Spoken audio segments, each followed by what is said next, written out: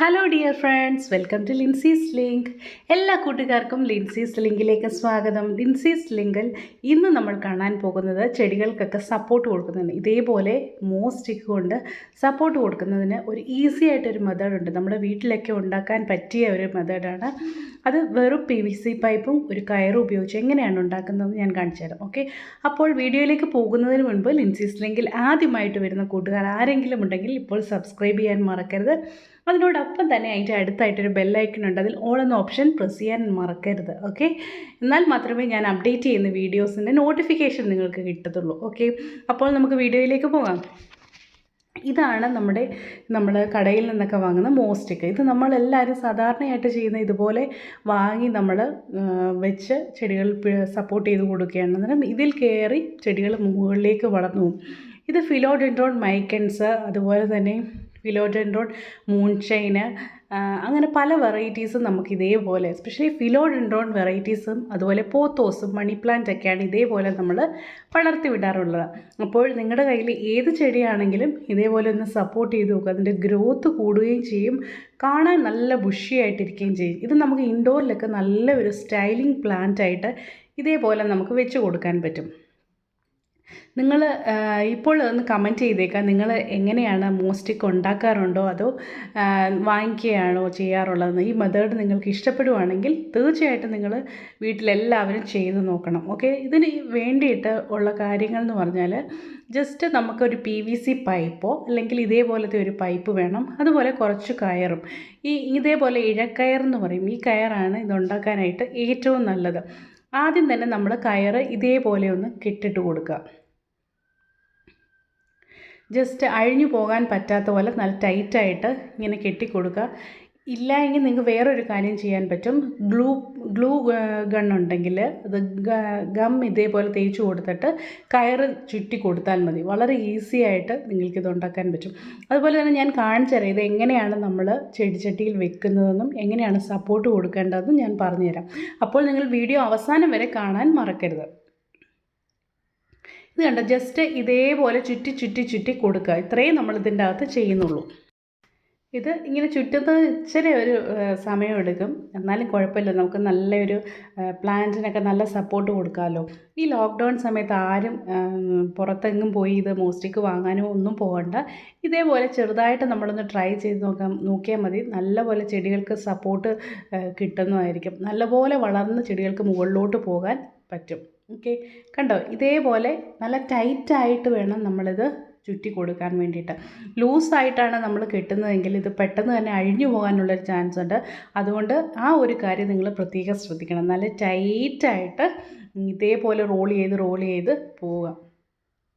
കുട്ടികളുണ്ടെങ്കിൽ കുട്ടികളുടെ കയ്യിൽ കൊടുത്താലും മതി, അവർ എത്രയും പെട്ടെന്ന് തന്നെ ഇത് ചെയ്ത് തീർക്കുന്നതായിരിക്കും.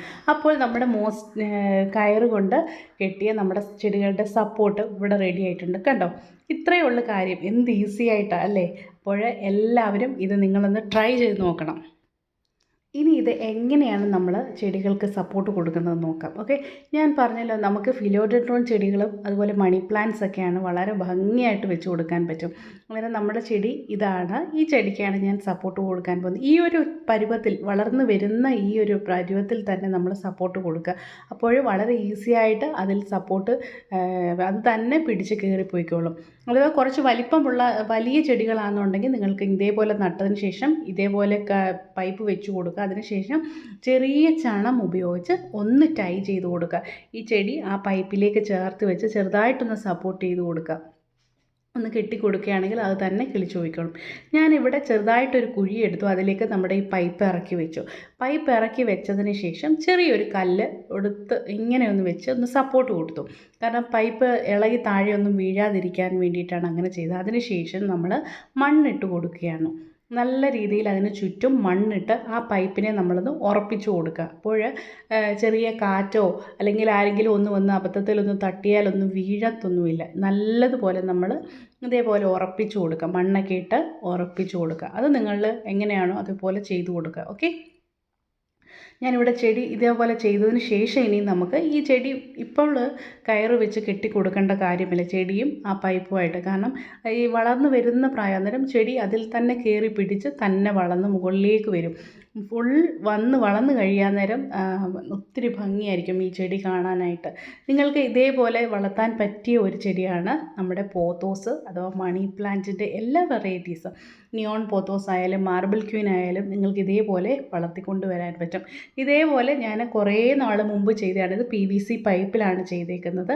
കണ്ടോ, ഇതേപോലെ കയറ് നല്ല ടൈറ്റായിട്ട് ചുറ്റി കൊടുത്തേക്കാണ്. എല്ലാവരും ഇതൊന്ന് ട്രൈ ചെയ്ത് നോക്കണം കേട്ടോ. അതുപോലെ നിങ്ങൾ കമൻറ്റ് ചെയ്യാൻ മറക്കരുത്. ഈ വീഡിയോ നിങ്ങൾക്ക് ഉപകാരപ്പെട്ടു എങ്കിൽ തീർച്ചയായിട്ടും കമൻറ്റ് ചെയ്യണം. ഓക്കെ കൂട്ടുകാരെ, കണ്ടോ നല്ല ഭംഗിയായിട്ട്. അത് നമ്മൾ കൂടുതൽ പീസസ് കട്ട് ചെയ്ത് അതിന് വെച്ച് കൊടുക്കുകയാണെങ്കിൽ ഒന്നുകൂടെ ബുഷിയായിട്ട് കയറി വരും. ഇത് വെറും ഒരു തണ്ടിലാണ് ഇത് കിളിച്ചു വന്നിരിക്കുന്നത്.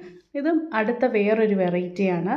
കണ്ടോ, ഇതേപോലെ കമ്പിൽ തന്നെയാണ് ഈ ചെടിയും കിളിച്ചു വന്നിരിക്കുന്നത്. ജസ്റ്റ് ഈ പൈപ്പ് ഇപ്പം വെച്ച് കൊടുത്തിട്ട് കുറച്ച് നാളായതേ ഉള്ളൂ.